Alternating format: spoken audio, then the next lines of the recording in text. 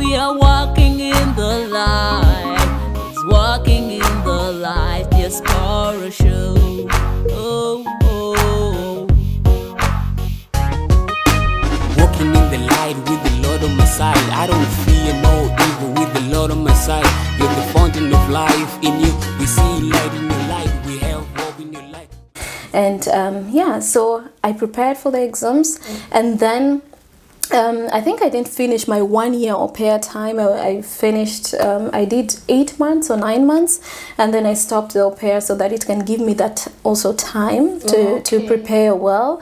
And in that time, I went to stay with my cousin in Oldenburg. Yeah, so we were studying, we were learning, and I had a cousin of mine too who she studied medicine, and she's a doctor now. And so we were learning together because we were two of us. So we would encourage each other and learn together.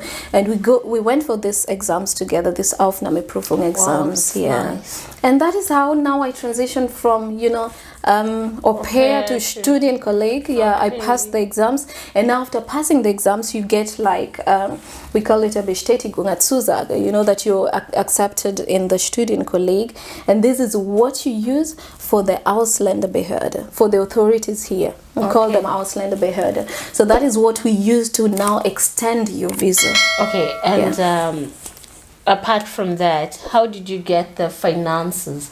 Because we know you need like to make a proof that I can take care of myself as I study in Germany. So how did you go about that?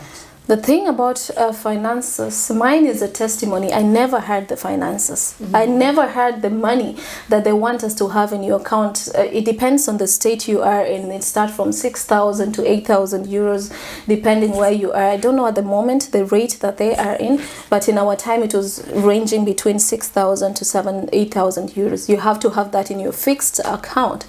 Or you have to have something called Affidavit of Support, Verpflichtungserklärung, and with this you can take it to the Ausländerbehörde, to the authorities, and with all the other documents, and they extend your visa. If you get a bad person in the authorities, they will tell you, I need both the Verpflichtungserklärung and I need also the money in your fixed account. If you get a good person, you will just take the Affidavit of Support. She would take the Affidavit of Support, and your stuff are done. So this is now where I bring God into the picture. This is now where I tell people, in everything that you do, let God be your foundation. Amen. Because I've experienced situation that I didn't have all the documents. I took myself to the Ausländerbehörde and I got a visa. I saw people getting sent back home because they didn't have documents, and I was praying, dear Lord, I need this chance. And I remember one day after fasting and praying, I didn't have all the documents, and they gave me my visa for 2 years. Wow, for 2 good years. And I tell people, normally when I tell people about God, I'm so passionate about it because I know what God has done in my life. And my testimony, you can't take it away from me. It's mine, and it's what God has done in my life. And the things that I've seen God do in my life in this country, even at the point that I wasn't that faithful to Him, it brings me to tears when I think about it. So I got the letter to enter the student colleague, the Zusage, and I take this letter. Remember, I've been studying German for myself, going to school, and I didn't even tell my host family. I just went alone to the authorities and told them I would like to get a student visa. And I remember one of them asking me, where's your host mom? Like, she's at home. She's at home. I just came alone. And they were very nice people. I experienced nice people in the Ausländerbehörde, just because of the grace of God, not because I'm special, because I worked so hard. Yes, I did my part. I worked so hard, but it's because of the grace, the grace of God that enabled me to get nice people sitting there. Because what people don't know is when you put God first in everything that you do, God is going to put angels in front of you in form of people. You're going to meet amazing people who are going to make your path smoothly, and that is what I've experienced now in my walk with God in Germany. God always put people on my path to help me, to guide me, be it in the authorities, be it at school. I used to just get lovely people who would take care of me, who would help me out, and that is how I found my way through. So yes, I didn't have the finances, the 6,000 to 8,000 euros. I just had an affidavit of support from my cousin. And then I had the letter of acceptance, and then I had to prove that I have a place to stay, and that time I was staying with my cousin, and that was it. I just had this 3 stuff, and I took myself to the authorities and I got my visa for student colleague. That was quite easy. Wow, that's quite mighty, because we know it's not that easy. For many, they have to go through a lot of challenges. So can't take that for granted. That is a powerful testimony. There is really power. And I think sometimes it's not just about you, but also the people praying for you. Amen. And people praying for you, because I would tell my family when I'm doing stuff, and the people would pray for me, they're like, we're praying for you, just go for it, and sometimes it's not your own prayers, but the prayers of the people who are concerned and who care about you. Amen. So we've known that it's hard work, prayer, commitment, and just trusting, just trusting God all the way through. Okay, so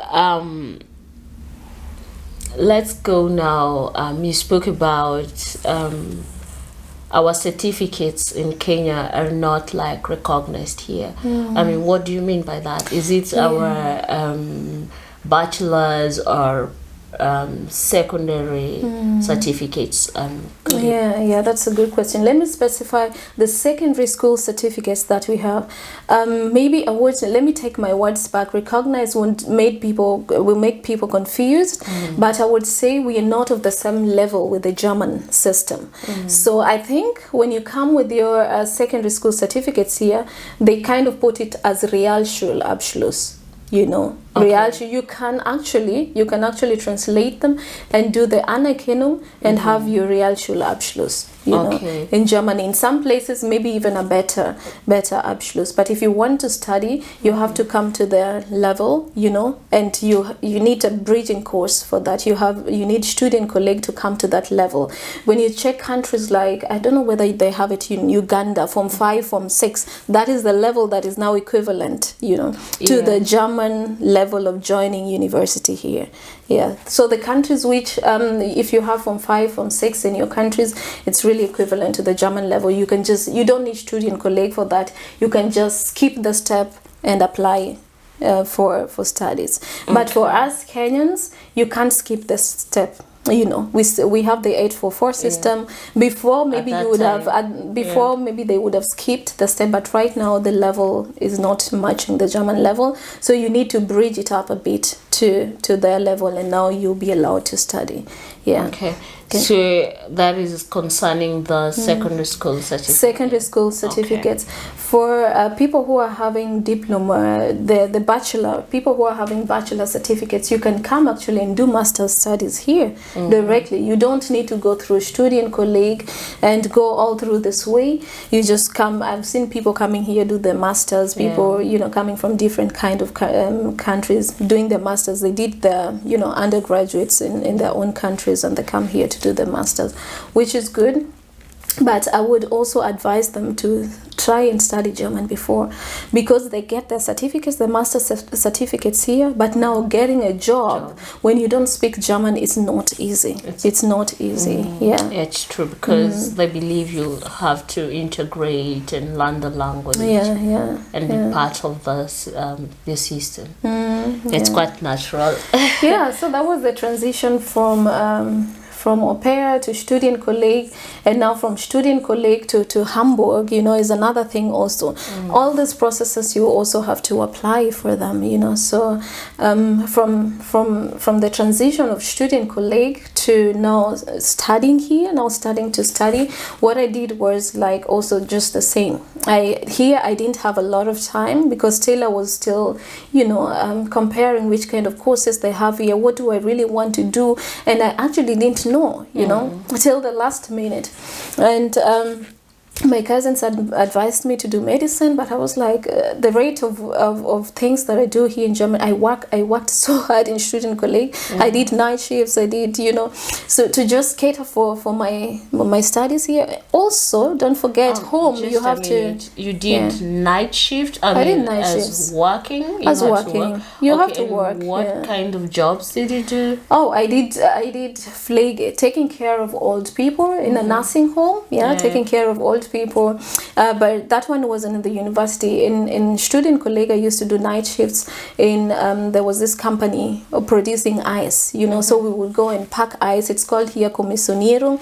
So you just pack ice and in cartons and let it go, pack and let it go. And so they had night shifts, they had morning shifts, evening shifts, and when you have a holiday, you really work hard. You do the 40 hours 40 hours, so that you can have a bit of money that will be in your account and will enable you when you have exams and stuff like that you just come down and now rest and don't work that Walking much. in the light.